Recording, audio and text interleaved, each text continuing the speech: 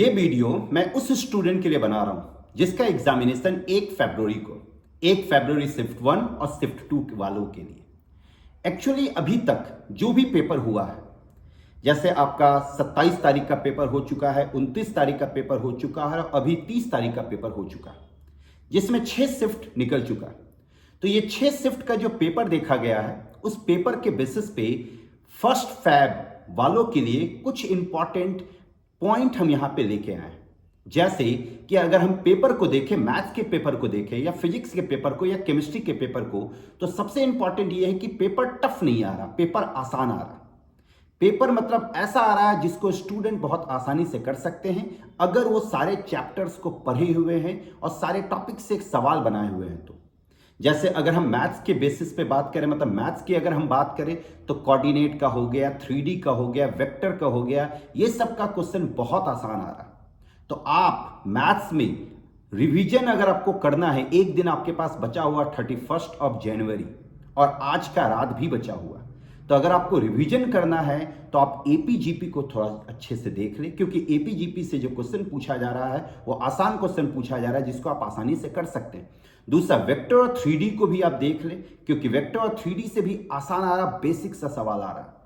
तीसरा, आप coordinate geometry को देखने की कोशिश करें, स्पेशली कॉनिक सेक्शन और सर्कुलर को, क्योंकि उससे भी आसान आ रहा है। अगर आपके पास टाइम है, अगर आप देख सकते हैं तो स्ट्रेट लाइन भी देख लें, स्पेशली सारे फॉर्मूला को अच्छे से रिवाइज कर लें।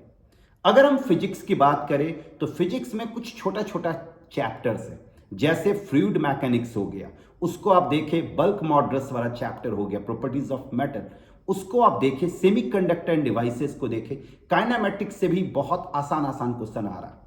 इनऑर्गेनिक का जो इंपॉर्टेंट क्वेश्चन है, जो जनरली पूछा जाता है, उसको देखें, क्योंकि जो जनरली पूछा जाता है, जो इनऑर्गेनिक के लिए इंपॉर्टेंट क्वेश्चन है, उससे ही पूछा जा रहा है। फिजिकल अगर आपके पास बहुत ज़्यादा टाइम नहीं है तो फिजिकल अगर आप नहीं भी देखते हैं तो चलेगा, क्योंकि फिजिकल से ज़्यादा क्वेश्चन नहीं पूछा जा रहा है, पूछा जा रहा ऑर्गेनिक और इनऑर्गेनिक। कभी ऑर्गेनिक ज़्यादा पूछ दे रहा तो कभी इनऑर्गेनिक ज़्यादा पूछ दे रहा। तो इन सारे चीज़ों को ध्यान में रखते हुए आप लास्ट एक दिन या 1.5 दिन जो भी आपके पास बचा है उसके बेसिस पे रिवाइज करें। सारा फॉर्मूला जरूर अच्छे से देख लें, क्योंकि बहुत सारा क्वेश्चन फॉर्मूला बेस्ड पूछा जा रहा है। कोई ऐसा नहीं है कि बहुत टफ क्वेश्चन पूछा जा रहा है, सिंपल सिंपल कंसेप्ट पे बेस्ड क्वेश्चन पूछा जा रहा है। अगर आप सिंपल सिंपल कंसेप्ट को सही से अप्लाई कर सकते हैं तो आपको आसानी होगा जेईई एग्जाम को क्वालिफाई करने में, क्योंकि जहां तक पेपर आया है अभी तक सबका पेपर मोर और लेस सेम आया है। ऐसा नहीं है कि किसी में पेपर बहुत ज्यादा टफ आया है तो किसी में पेपर बहुत ज्यादा आसान आया। सारा पेपर आसान आ रहा और पेपर लेंदी, मैथ्स का पेपर लेंदी आ रहा है, इसलिए मैथ्स के लिए आपको थोड़ा वहां समय देना पड़ेगा। इसलिए आप, मेरा ऐसा सजेशन है कि आपको पहले केमिस्ट्री करना चाहिए, क्योंकि केमिस्ट्री में बहुत सारा क्वेश्चन डायरेक्ट आ रहा है। तो केमिस्ट्री के लिए आप 45 से 50 मिनट रखें। फिजिक्स के लिए भी आप वही 45 से 50 मिनट रखें और रिमेनिंग टाइम जो है आप मैथ्स को दें, क्योंकि मैथ्स का क्वेश्चन आसान आ रहा है, उसमें अगर आप टाइम देंगे तो बहुत सारा क्वेश्चन सॉल्व होगा। फिजिक्स और केमिस्ट्री में बहुत सारा क्वेश्चन डायरेक्ट आ रहा है, जो आप क्वेश्चन पढ़ के आप डायरेक्ट आंसर कर सकते हैं।